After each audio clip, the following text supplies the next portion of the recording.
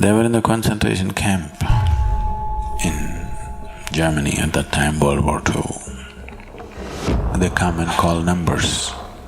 Those numbers are gone to the gas chamber. There is a young man, his number is called. The guy is terrified. A rabbi came up to him and said, "Son, don't fear this like this." A few days later, the war ended and this man lived.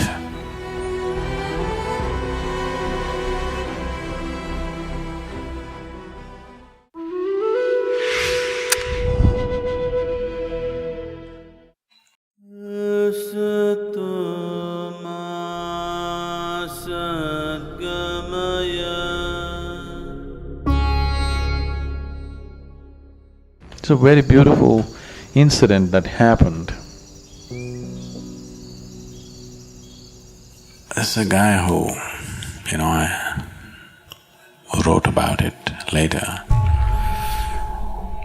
They were in the concentration camp in Germany at that time, World War II. And every day they come and call numbers. Those numbers are gone to the gas chamber. So when they call out numbers, people hide under that, they'll be dragged, beaten and taken.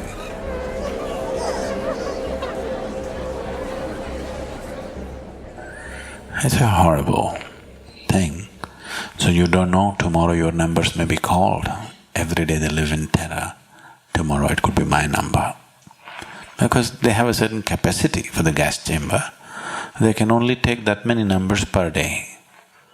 And also for the world, they don't want to look like a whole concentration camp died in one day. They died slowly out of sickness and illness and this and that. So every day 15, 20 numbers will be called and they have to go.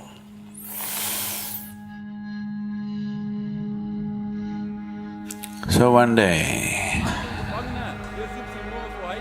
there is a young man, his number is called.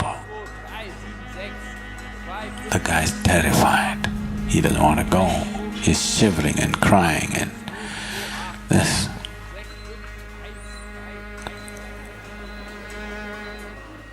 A rabbi came up to him and said, "Son, don't fear this like this." And he took off his shirt, gave it to him, "You wear my shirt with my number, I'll wear yours." In that fear and that overwhelmed with the possibility of death, he took out his shirt and gave it to him. The rabbi wore the shirt and went to the gas chambers.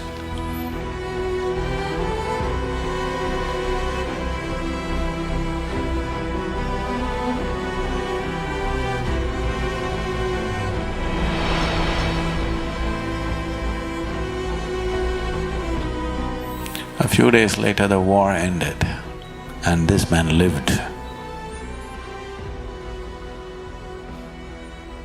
And somebody actually wore your shirt and went. He could have lived.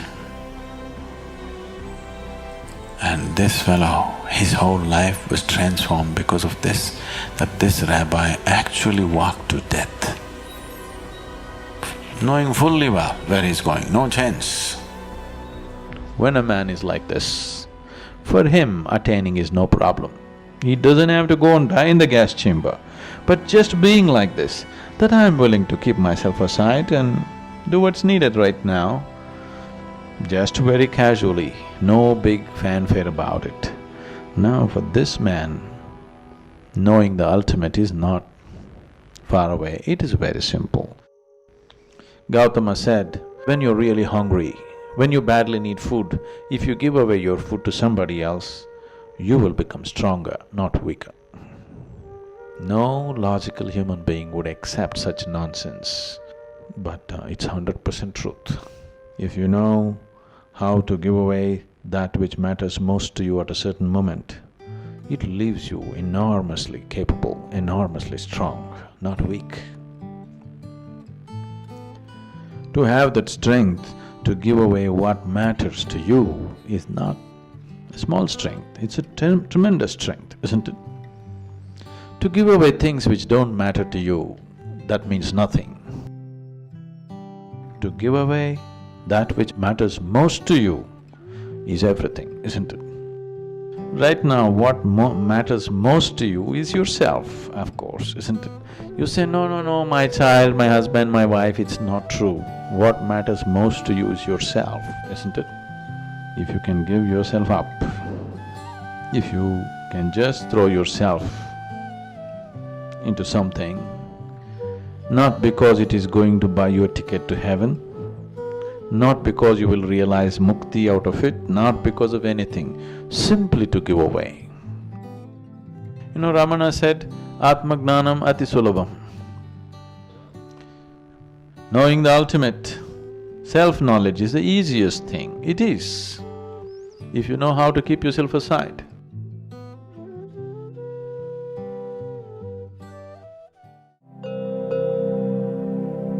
When we make an attempt to break the threshold of where we are, it can lead to lots of confusion. For those aspects for which you have no answers, I will answer. Just deepen the question. Just make the question very intense within you. I will take care of the answer.